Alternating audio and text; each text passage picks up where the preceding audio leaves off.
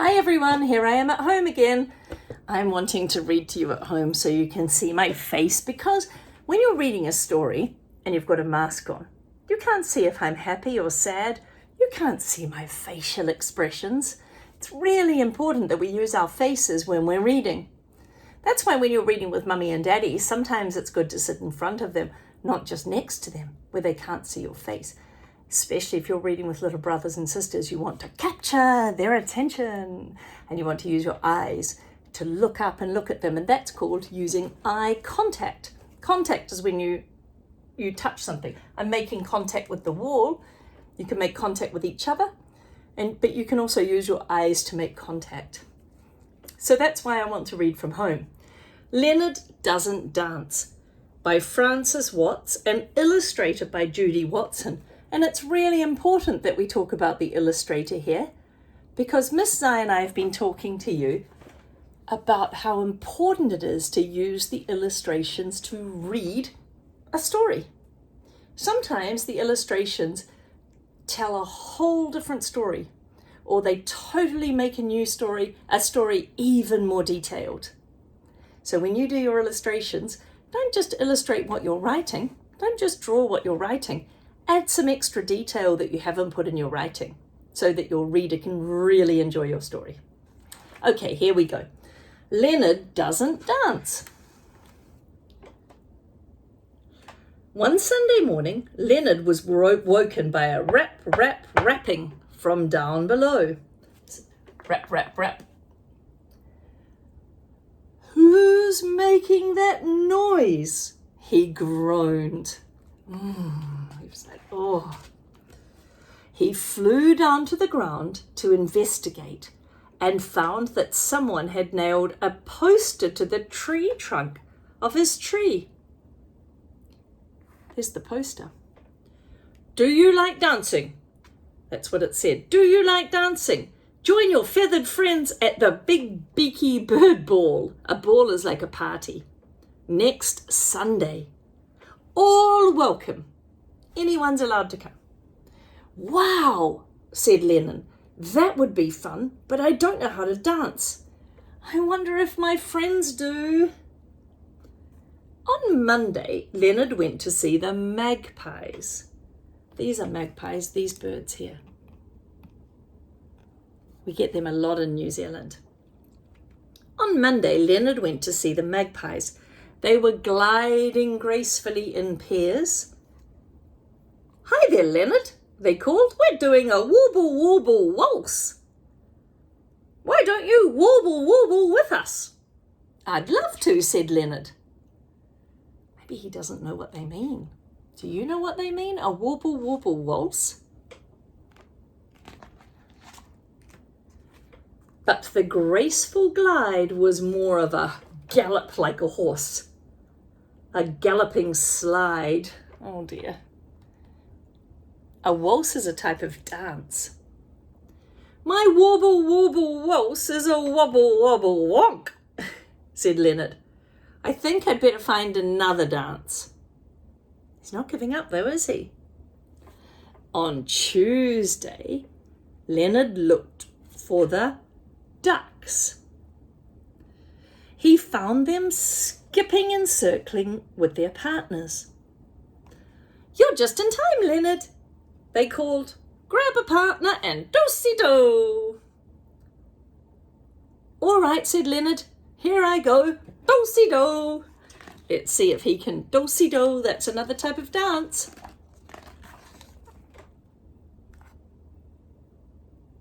Oh no, look at him. See, the pictures have already told me what's happening.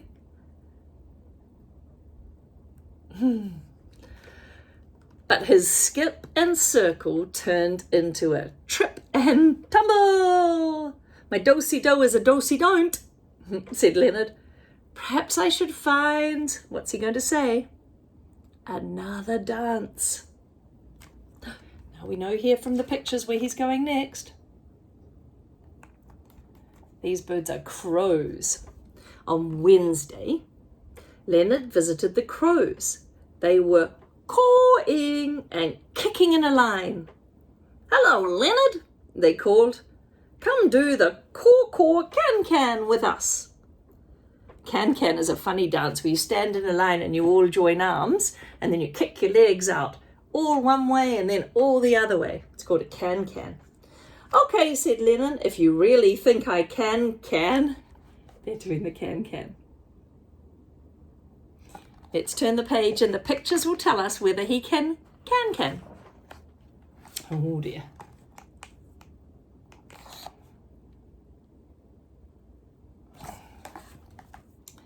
But though he tried to kick in time, Leonard made the whole line tilt and topple. Even my caw-caw can is a caw-caw can't, he said with a sigh.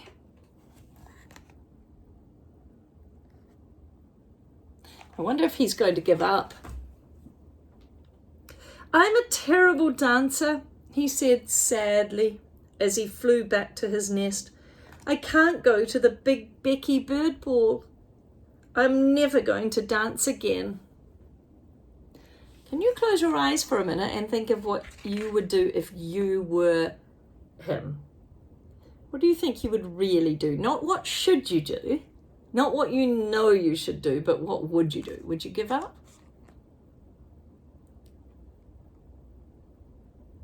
Yeah, maybe some of you would give up. And I understand that because it feels embarrassing or a little bit uncomfortable. You feel like other people would laugh at you. But it's super important to worry about yourself, not how other people look at you. Don't worry about what other people think of you. If he's going to have fun at the dance party, even if he's just talking to people, even if he's dancing crazy dancing and slipping over by mistake, it's fine because he's having fun. Don't always worry about what other people think. None of these other birds have been mean to him about it. He's just said, I'm going to go and keep trying. I wonder at the end whether he will give up and say, I'm not going to the party. And then he'll be really disappointed and sad, won't he? Because he'll get home and he'll be sitting there thinking, all my friends are at the party. And then the next day they'll all talk about the party and he'll say, I wasn't there. And he'll think, why wasn't I there? Because other people were going to laugh at me? That's a shame. I don't think you should worry about other people. Let's have a look. On Thursday, Leonard saw some marvellous rosella, so we know this is Australian, rocking and reeling. Oh.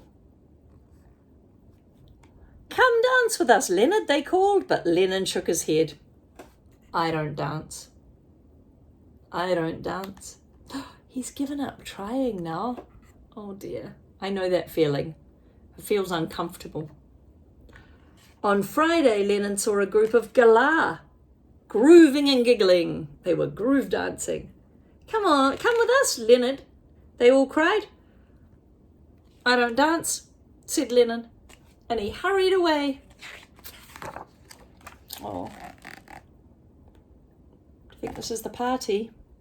On Saturday, Leonard saw the whirlwind of woodpeckers whooping and leaping.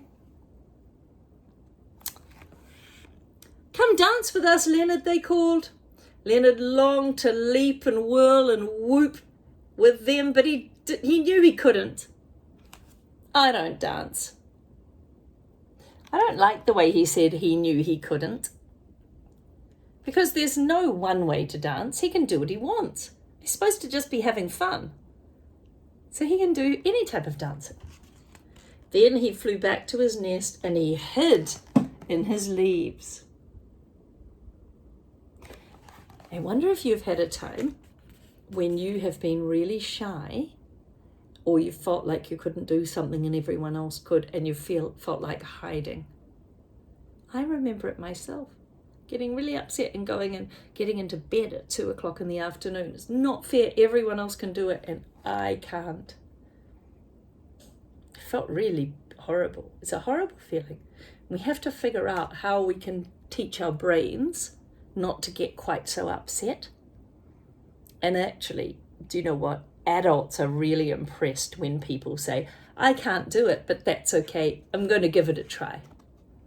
And when the kids grow up in your class, they will say, hey, I remember that kid in my class who gave things a try, even if they couldn't do it.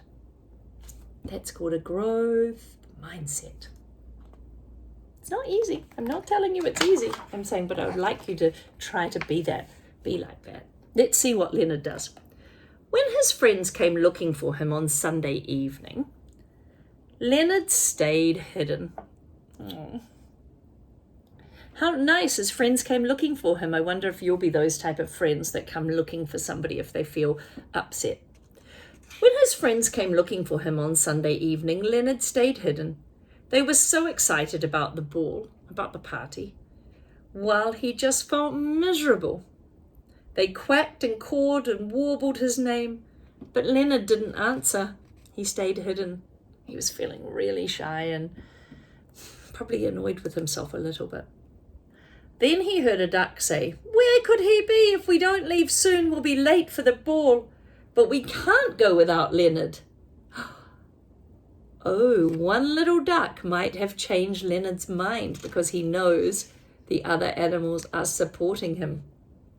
"No," said Crow, "if we can't find Leonard, then we'll all have to stay home." Leonard will be feeling good when he hears this. Maybe one day you can be one of those birds that supports other people. Now Leonard felt even worse. Oh no, that surprised me.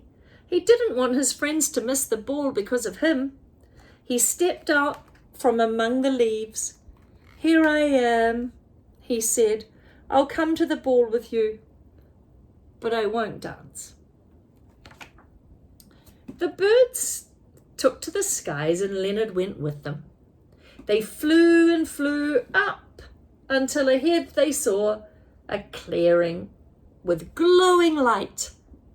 It was the big beaky bird ball. Wow. Oh, look. See, if he can't dance, if he doesn't want to dance because he's too shy, he can still chat to the other birds and maybe he can be in charge of the music. Leonard had never heard such cool swinging music. It made his feet tap and his tail feathers started to twitch like this. He twitched. Standing by the edge of the dance floor, he watched the flamingos go, go, go, and the swans swoop and sway. They were all dancing in different ways. Some chickens came past doing the cha-cha-cha, followed by turkeys doing the twist. These are all real dancers in real life. Quails quick-stepped, bluebots bopped, and a flurry of finches was doing the foxtrot.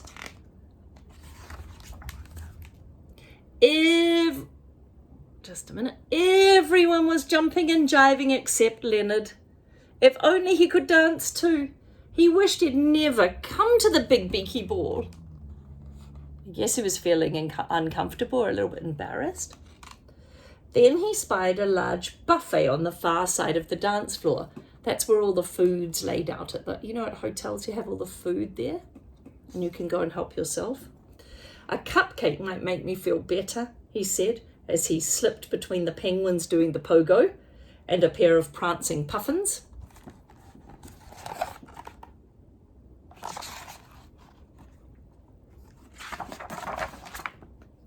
Look how beautiful the artwork is.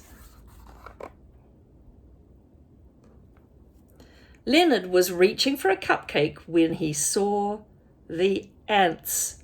"Shoo," he said, "shoo, shoo, shoo, shoo, shoo." And he tried to brush the ants away. But instead of shooing, the ants began to crawl all over Leonard. I wonder if you think you know what's going to happen with the ants all crawling over him, making him itchy. You have an idea? "Hey," said Leonard, backing away from the buffet. "That tickles." Oh, I think I know what's going to happen. Let's look at the pictures before we read.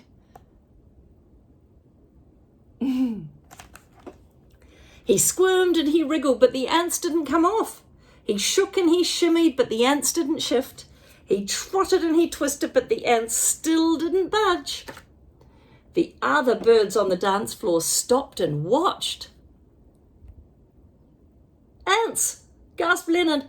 Ants! Ants! Ants, said the penguins. Ants in his pants, it's a brand new dance. Hey, that rhymes. Ants. Ants in his pants, it's a brand new dance.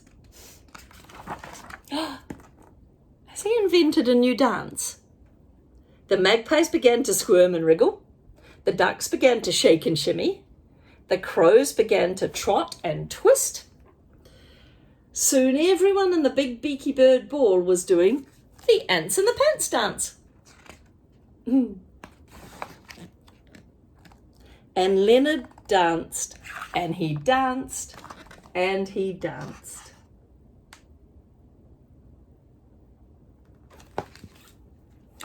Maybe now we'll have a dance together, or maybe we'll talk about what lesson that book tells you, because I think that book is a really good book for putting something in your head, an idea in your head, and then if you're in an uncomfortable situation, do you give up and just hide, or do you give it a go?